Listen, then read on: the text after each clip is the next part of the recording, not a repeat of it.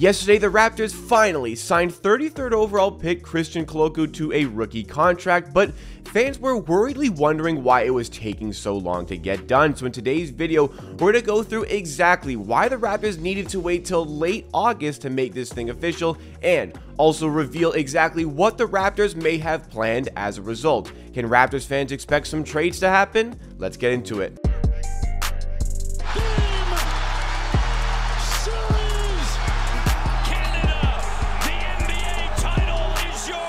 What's going on, NBA and Raptors fans? It's Jacob here, back with Amateur Sports for another Toronto Raptors YouTube video. On this channel, I bring you the greatest coverage and analysis on the latest Toronto Raptors news 3 or 4 times a week at least. So if you like what you see from today's video, make sure you are subscribed to Amateur Sports, and you can also help us on the road to 12,000 subscribers. And if you find yourself enjoying this video along the way, be sure to drop a like to give that extra little bit of support to the channel. I promise you it goes a very, very long way. But today's video is all about the Raptors signing Christian Koloko to his rookie contract, and I mean, it took long enough. Every other team who had drafted a player higher up in the second round had already made everything official. Andrew Nembhard got his contract, a multi-year deal from the Indiana Pacers, as did 32nd overall pick Caleb Houston with the Orlando Magic. He'd even go one past the 33rd pick Koloko, go to Jalen Williams at 34th for the Oklahoma City Thunder. I believe he also got a 4-year contract, but people were wondering why Koloko was still somebody who remained unsigned. Why was Koloko not getting signed? And fans started to get a little bit worried. I actually got a lot of messages on Twitter, a lot of messages in the YouTube comments, and even in the Discord asking me, why exactly is Koloko not signed yet? What are the Raptors doing with this contract? And is there potentially a problem here? Are the Raptors maybe not going to sign Christian Koloko at all? Have they seen him maybe in some training camp, in some scrimmages, and decided, well, this thing is just not going to work out? But I always held the assurance, and I tried to let you guys know that there was nothing abnormal about this at all. And the reason Christian Koloko had not been signed until just yesterday was that the Raptors did not need to sign him, and they did not even need to sign him yesterday, but they ultimately made the decision as a result of some big news that transpired over the course of the NBA in the past week, and then the Raptors decided to dig in and make that thing official, because there are multiple ways you can go about your second round picks and their contracts. There is a lot less restrictions associated with those second round picks as opposed to those first round picks. First round picks is a pretty set, standardized amount each player is going to get over a 4-year period. Typically, it's 3 years plus a team option on the 4th year for these rookies, and then you're eligible for that extension after your 3rd season. But for second round picks, it's a lot more of a vast wasteland where you can kind of do whatever you want with those situations. Not exactly whatever you want, but there is a lot more that you have flexibility for as it comes to these rookie contracts. Now, there are a variety of ways you can go about it. Last year, the Raptors, you can take an example with Delano Banton. They essentially gave him the partial guarantee for the 2nd season, which we are currently dealing with, and they gave him the minimum for his 1st season. But for earlier picks in the 2nd round, these are guys that easily could have slipped into the 1st round as well, and you might want to take care of these players financially a little bit more, and you also might want to lock these players into their contract for a longer period of time so you can really gauge exactly what this player is, especially a guy like Christian Koloko, who undoubtedly has a lot of talent, but there is still a long way to go to get to that true NBA level to be competing on a night-to-night basis at that professional level here. So what the Raptors ended up doing here is giving Koloko a 3-year contract. The 1st year, he's going to be making $1.5 million, and his 2nd and 3rd year, he's going to be making the minimum. Now, this is very good for both teams. Koloko gets a lot of money up front, and as he's just starting to get his career earnings from a basketball standpoint, that's great for him to get the extra little bit of cash up front. And for the Raptors, it offers a lot of flexibility to only be paying him the minimum for his 2nd and 3rd season. But why could we not have done this earlier? Why do we wait all the way until, what was it, August 26th to actually make this official? Well, there's a very specific reason, and it alludes to the Raptors really being a player in trade negotiations, specifically in the Kevin Durant trade negotiations. And it all goes back to the signing of Otto Porter Jr., I believe it was earlier on in July. So the Raptors signed Otto Porter Jr. using the taxpayer mid-level exception. And This means that they are exempt from going into the tax by signing this player. It was the mid-level exception, taxpayer mid-level exception. They gave him, I believe it was like exactly $6 million a year over the course of 2 years.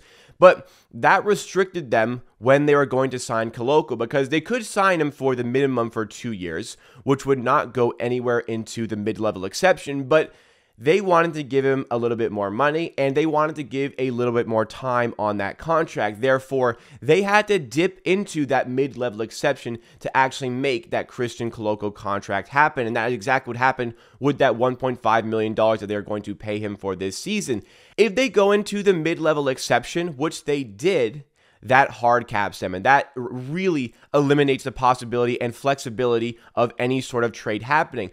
Up until this point, Kevin Durant was seemingly available for trade, and I always maintained the Raptors had interest in making that happen, and for a while I maintained that they had the best possible trade package available. Now, that could have remained true up until the final day where Kevin Durant and the Brooklyn Nets hashed out all their differences and decided that they were going to hold hands, sing Kumbaya for another season in the NBA where they want to go and win an NBA championship. We'll see how all of that situation sort of unfolds, but Kevin Durant was no longer on the trade block. So in the words of Isaiah Thomas, basically, like, all of these guys can get signed now. And that is the same thing for Christian Koloko, because the Raptors did not want to get hard cap because they had an interest in making a trade for Kevin Durant. And they probably had some other trade avenues that they wanted to explore. Maybe they were kind of looking at Donovan Mitchell. Maybe they were kind of looking at some other pieces that could just come in and help their team over the course of a season. This just kept them flexible. This offered them flexibility. As it comes to Christian Koloko,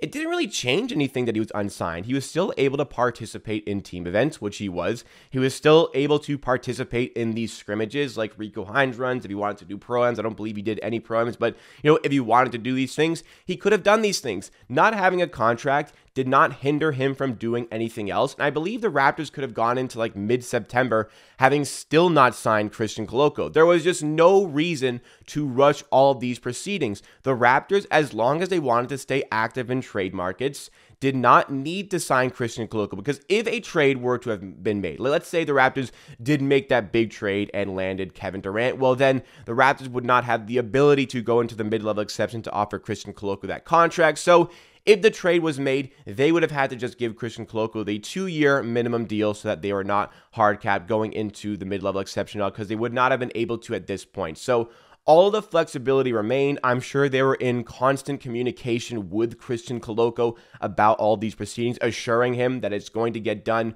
We just need to see how all of these moving parts eventually kind of stop moving, and everything is all right now. Everything is great. Everybody is happy. Raptors fans can rejoice. Christian Koloko, the 33rd pick, has officially signed with the team. There was nothing ever to worry about, but it seemed like people were a little bit worried.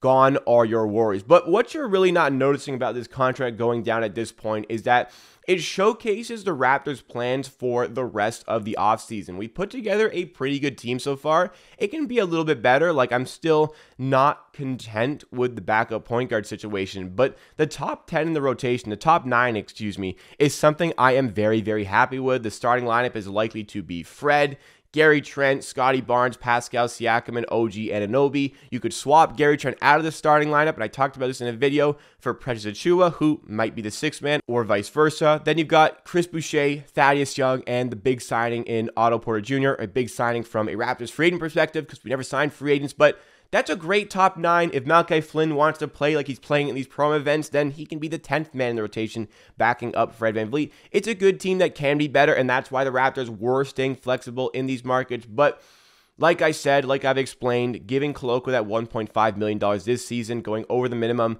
makes you go into the mid-level exception, makes you hard capped. Therefore, the Raptors are done. This is it for the next season. We are not going to be able to make any more trades for next season, it seems. We've exhausted all of our resources. We've exhausted all of the negotiations and everything that we can do. Masai Ujiri, Bobby Webster, whoever else in the Raptors front office has decided that we're done. This is the core. This is the team that we are going to be rolling with for this season. It would have been nice to make some big trades, but hey, we have a great team in place, a great young team in place that I'm excited to see develop another year together. They really exceeded expectations last season, winning 48 games. And I stressed at the beginning of that season, the win-loss is great, and it really was great winning 48 games. But what's more important to me is the development of the players. Not just the development of the players individually, but the development of the players as a unit. So we went from, let's say, for example, the start of the season where Raptors fans were crying, like maybe half of them were crying. Scottie Barnes and Pascal Siakam are never going to be able to play together. We have to trade Siakam because they're the similar players. They are never going to be able to work on the same team. And then we learned, well, Siakam and Barnes are exceptional together. In fact, they are much better NBA players when they are on the court together because they play so well off of each other. These things we learned from last season, and maybe we'll learn about more of these things over the course of the season that's about to transpire.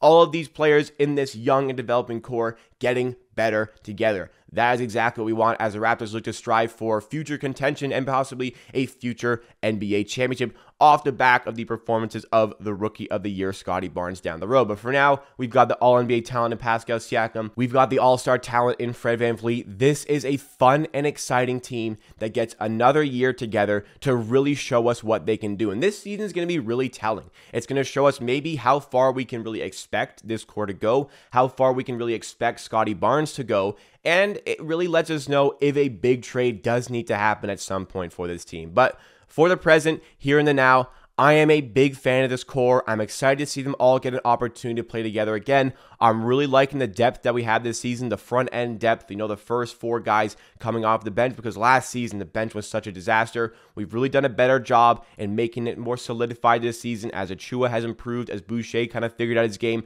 as we acquired Thaddeus Young and got Otto Porter Jr. in free agency. This is poised to be an excellent season for the Raptors. Let's go after a top 5 seed again and win a playoff series this season. So what do you guys make of Christian Koloko signing that 3-year contract where he's getting a little bit of extra money up front? Do you like the contract? Do you not like it? And do you not like the fact that Raptors won't be making any trades this offseason? Let me know your thoughts and opinions in the comments down below, because that is it for me for today.